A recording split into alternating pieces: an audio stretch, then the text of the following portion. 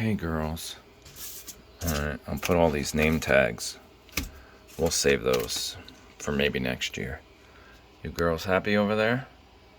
Nobody's outside? 27,555. Ooh, let's see if anybody subscribed overnight. Let's see. Hang on. You gotta click here. Sometimes it doesn't refresh. No, it's good. Nobody subscribed overnight. Nope. Oh, we actually lost someone. Oh well. It's not about that number. It's about something else. We're gonna take notes for this video.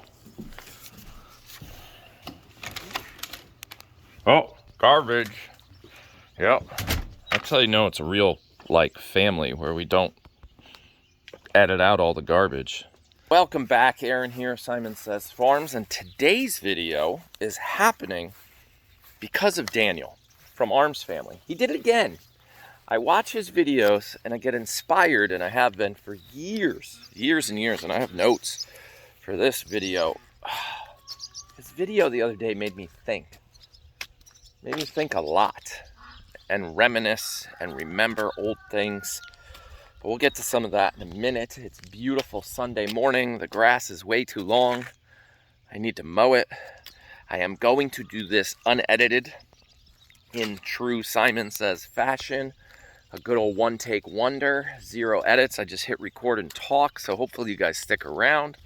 And if I make mistakes, they stay in.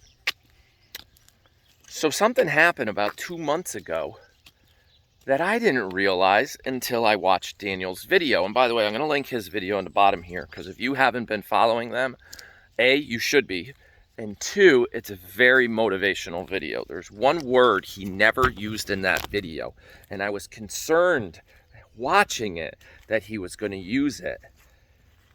And he talked about how his old career, he used to be a police officer, a trooper.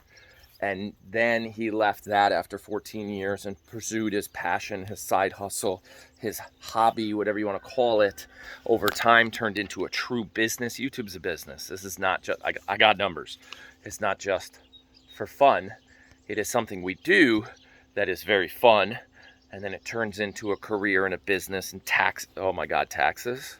My accountant just told me how much I owe the federal government. Yeah, we were not going to talk about that right now, but his story about going from a trooper to being a full-time, full-blown YouTuber. Hang on, let's clean that a little. So, there's one thing he did not say in there, and I love him for this. Luck. It is not luck. Yes, we are very fortunate. We are very blessed. We are very humbled to be able to do what we do every day, especially us, because our story completely different from his, and I'll get into that in a minute. To be able to do this, babysitting animals every day, it's pretty much, I love that term, what he said. That's pretty much what I do. I babysit Lucy. Don't do it. This is not your barn. Your barn goes that way.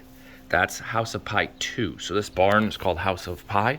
She is in House of Pie 2. This back L shape is for all of these guys. Good girl. Who's sleeping at Amy? Is that you? No, that's Lucy's baby. That is, give me a second. Bonnie. Her brother's name was Clyde. Get it? Bonnie and Clyde? Yep. All right, girls. I'm going to let you out the back door. Close this up. Come this way. Okay, you're peeing. That's a good thing. We always watch that, pee and poop, to make sure they're peeing and pooping. Good girls. See, they can't get over to House of Pie 1 because of the gate. Go see all the other goats on that side. So it's 2 separate herds over here. Herd 1 and herd 2. It's close to 7, 8 goats in each little herd back here. Good girls. Go play in your field. Wow, you guys are so talkative this morning. How about you, Dolce? Oh, you're beautiful. Yes, you are. Chewing your cud. Big ears. If you're a goat person at all, that is a full-bred, 100% Toggenburg with no white. That's like a Dalmatian with no spots. Like her, Fat Amy over here, right? That's a Toggenburg. White on the face, white on the feet. brown, 100% Tog, miracle baby. She's gonna be making babies this year too, hopefully. So yeah, it's not luck. It's hard work. This YouTube thing, pumping out content, entertaining people, however you do it, it's a lot of work. Even if you don't edit. Like me, half the time I don't edit because we're busy running a business that has lots of products, which is one of the, see, that part should have been edited, which is one of the reasons we're kind of failing. But I'll explain. We'll get there. We will. Let's open this side. House of Pie 1. Come on out, big boys. Neutered big boys, right? And I'll name them all wrong, except for Thor. I know that one. And I know Billy. And then there's a couple girls back there. And then Gus under the feeder. He likes to hide under the feeder because he's still scared of these guys. And then you got Thor. No, Thor was there. He got Thunder, Roman, and Pie. And I don't know if I said that in that order. Thunder, Roman, Pie. I get those three mixed up. I guess I don't pay attention as much as the village does, because this village is awesome. Let's lock this up. Okay, this is where I have to put you down. Hold, please. Okay, good. You guys got tons of hay. I could come back and throw more hay later. Water's good. All right, let's go talk about our notes. So back in, what day was it? Let's see here. Swanky sauce. No. Oh, yeah, let's talk. So I used to work in the IT technology world. Really, I was in the restaurant business for a long time. I could barely read. I'm not, you guys know some of this, right? I hate the English language. I've always had trouble with it. So in middle school and especially in high school, when my teacher literally told me, if you can't spell the word college, you shouldn't go, really harassed me for not being able to spell. But it's dyslexia. It's a chemical imbalance in your brain. Google it. Anybody that's dyslexic, like Einstein and Tom Cruise, and I think Bill Gates, and I know for a fact there's a couple, what's his name? The guy that owns Tesla. Like, these guys are dyslexic, right? There's something different in your brain. You think differently. You recognize patterns, but spelling is one of those things that you just don't get. So yeah, I struggled all through school and everything, and I came up with this mindset at a young age that I just need to make a lot of money. If I can make a lot of money, I'll have an assistant, and the assistant will do all my spelling for me. So I'll just critical think and come up with ideas, and oh my God, my grass is disgusting. That was a squirrel moment, but it's so bad my feet are getting soaked because it's so long. So yeah, that was the mindset I came up with. And unfortunately, if you're young and you're in like that 18, 19, 20-year-old range right now, side hustle. You need one. Come up with, so what would you do every day if you didn't have to work? And the answer to that question should become your work. That's what you should do. What would you do every day? Would you read? Fine, read. But tell people what you read. Tell a story about it. You know, give people like, hey, I read this book the other day and blah, blah, blah. Or would you write poems? Good, write them. Put them out there. Even if they suck, put them out there. Somebody will like them. Would you paint? Go take a class. Paint, learn how to paint better. Build an audience. Build a community of people that support you. That's how, I can't remember who it was. I think it was, don't quote me on this. It was either Picasso or Rembrandt or one of those big painters. The only reason he could paint is because he had one person. It was a rich benefactor, some millionaire that loved his art, and he paid him to paint. And that was it. And then he became one of the best painters ever. That's how Patreon was born, right? For you guys as a part of our Patreon. We love you. Talk to you about that in a minute. Almost lost my notes. Let's go over to the boys, and then I'll continue where I was going, because I kind of forgot what I was going to say. But oh yeah, so I was chasing the money. That's what it was. That's where I was going. So my dad was in the military, 35 years military. That's what he did his whole life. He was come join the army. You know, we don't care if you can't read. We'll figure it out. We'll teach you something. I was like, yeah, no, not going into the army. Love you guys. He was a police officer too. I think it's hot. hot. Not as hot as Daniel's hot, 100 and something degrees, but it's been hot up here. 85, 90s, which is like a vacation compared to what you guys are going through. But it's like 85, 90 humidity too, and it's disgusting. It's like living inside someone's mouth. It's gross. But yeah, so my dad, police officer, and then went into the army and was like, come join the army. And my mom was an emergency room nurse, and she was just like, I just want you to be happy. Let's get you through school. Let's do something. Let's figure out this whole dyslexia thing. She tried. Yeah, there's no fix for it, by the way. You have to adapt to it. So I literally had pictures in college. Yes, I went to college, even though I couldn't read. I did. I went a whole bunch of times. I went so much. My parents had to say, you can't go anymore because you changed your major like 8 times. And I did.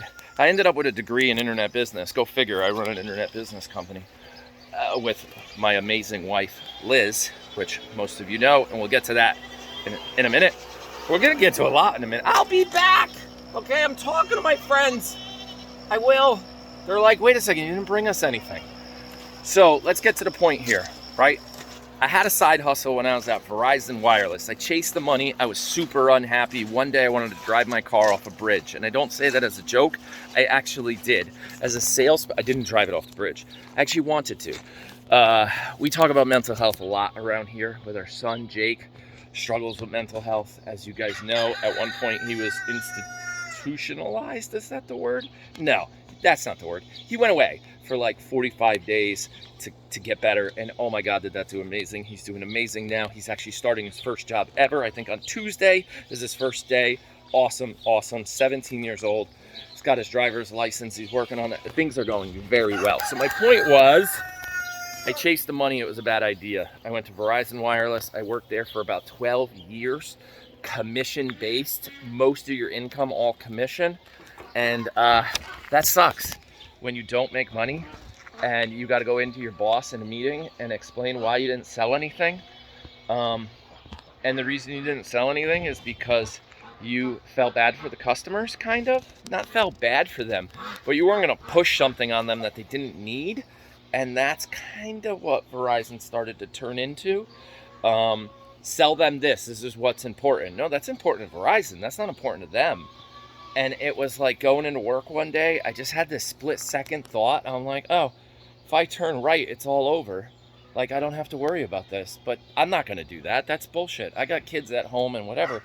I'm going to keep going to work. And that started I got to get out of here. And then Swanky Sauce was born. Swanky Sauce was something I made. Liz and I were throwing a party at this house. We just moved in about 10 years ago. We moved in 10, 11 years ago. We made Swanky Sauce for the first time at a party, and then we bottled it for real. It was our side hustle. It was my ticket out of the corporate world. And we bottled hot Swanky Sauce on January 6th, 2018. And then on May 16th of 2018, Mild came in. And we were selling Swanky Sauce. We were making like $3,000 a year in Swanky Sauce. I wasn't retiring out of Verizon with 3 kids at that time, I think, on a side hustle that's only making like $5,000 a year. So that wasn't going to work. And then I left Verizon because I got picked up by this small company to get out of big corporate world, go work for small guys. Great income salary, not as much pressure of the commission. That was still there, but the income was way better. I was chasing that money again, right? Had a great time. They got bought out. And then we ended up back in corporate crap world, if you know what I mean by corporate crap world. I ended up back there, and then as you guys know, by this time, we started our YouTube channel. Liz started it, actually right there in front of that barn. Not on this channel, on our live channel.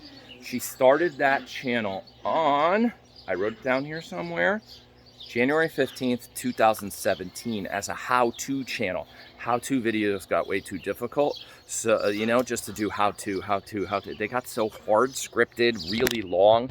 And then I took over and was like, let's just family vlog. And we did that for a while. And then we went live. And I can't remember what day we went live. Not 100% sure what day we went live. But what I do know is after a couple of years, 2 months ago, on May 2020, I got laid off. C-level. I was a VP of sales and marketing. Is that C-level? No, CEO, COO, VP. No, it's VP. I was the VP of sales and marketing, making quality money, if you know what I mean. Not like 1% money. Did you know to be a 1% earner? I looked this up this morning. You got to make $500,000 a year. So for some of us, like, holy shit, $500,000 a year, that's a lot. No, that's actually it's not even $1 million. And most people are like, oh, $1 million, like our kids these days. Jake, Tyler, if it's less than $1 million, it's not a lot because their mindset is wrong. $500,000, you're in the 1%.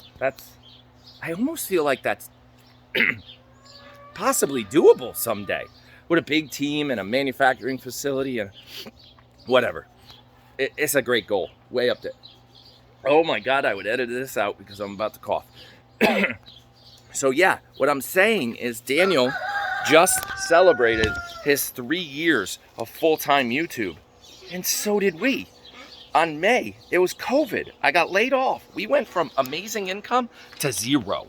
And that's where you guys saved the day. You did, because that day when that happened, we had 15,000 subs on our live channel. And this channel didn't exist. So now in 3 years, technically, we're failing YouTube. We are, sort of, but not really. So if you look at the YouTube world, we have gone from 15,000 subs to where we are today at 20, whatever I said in the beginning of this video. We're only picking up about 4,000 subs a year, which is actually kind of bad in the YouTube world, but it's not bad because it's quality subs. Now, if you take just ad revenue, those ads that YouTube probably ran on this video while I'm sitting here chatting for 17 minutes now, yeah, we make like $4 an hour. I took the 3-year income of ads on both channels, because by the way, the other channel, well, this channel, the one you're watching, this channel, the one where I put out a video every single day, and I'm at 520 days in a row, it's only made like $8,000 in 3 years. Because this channel started on December 21st, 2020. When we went full time, we were like, no, we're not chasing the money anymore. We're chasing the happiness. We're going to be home for our kids. We're going to be home when Jake needs us and has to go away. We're going to be home when Quinn breaks his arm. Oh my God, I'm going to cry. We're going to be home when Liz gets hurt and can't birth out the baby goats, and I'm going to be here. So now it's not about the money anymore. It's about the time spent with the family and the farm and the community and everything we do. I mean, we bought a Tesla and a boat. Don't get me wrong, we're not debt free. But my point is, we're doing something right.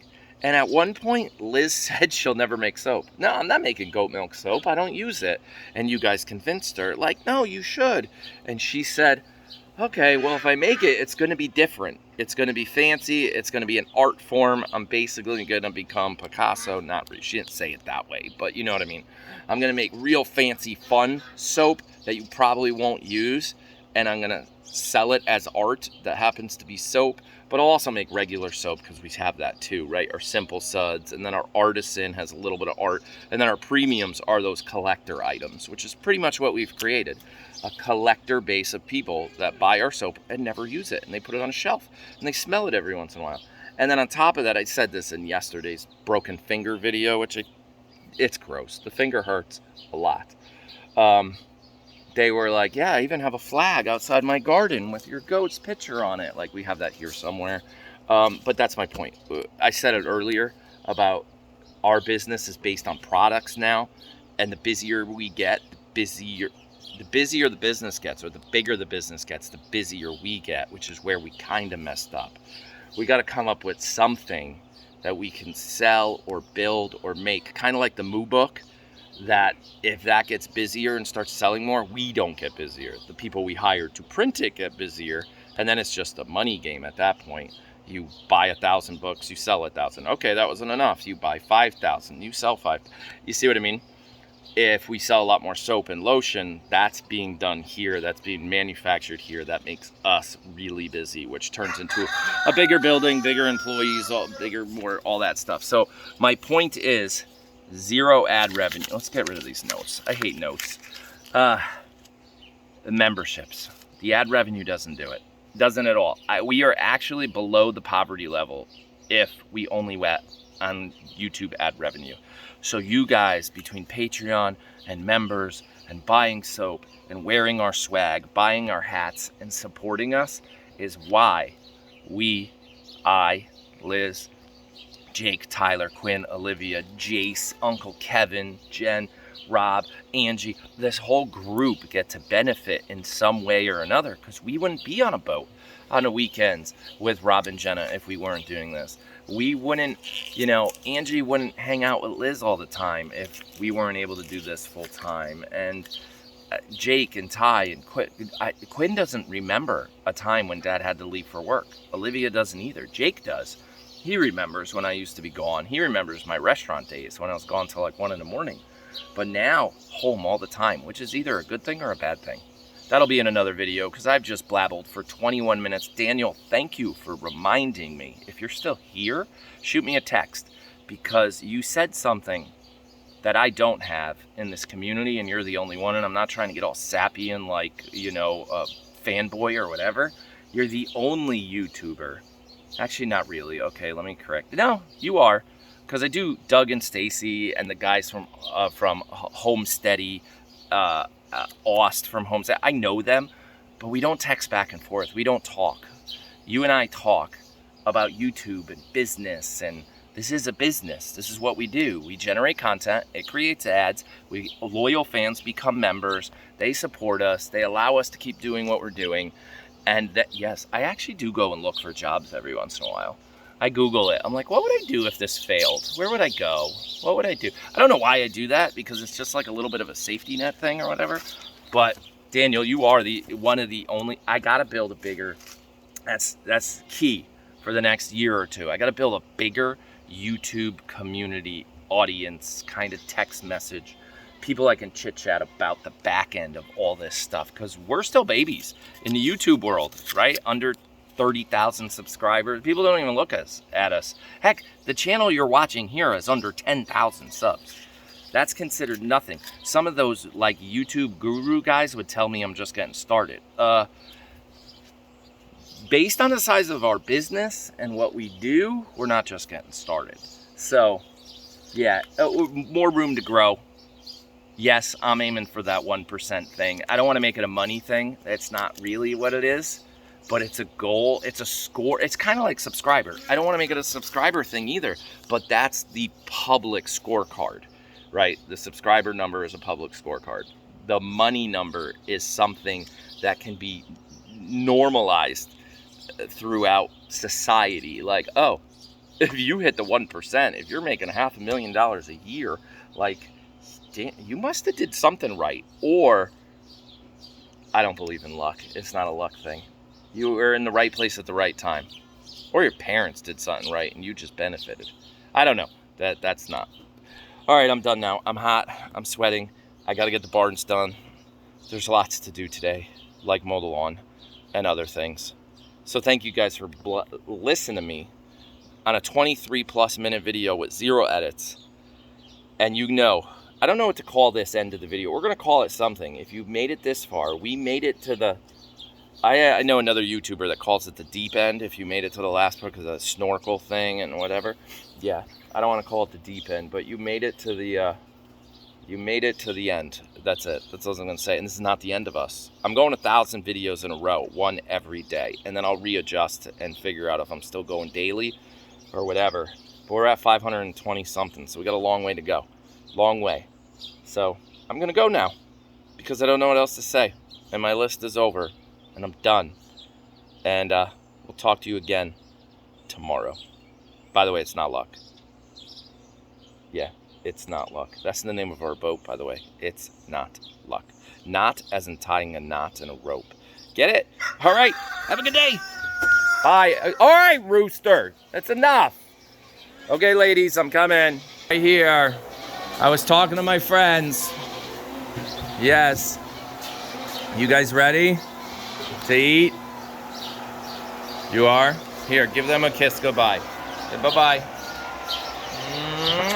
Good girl.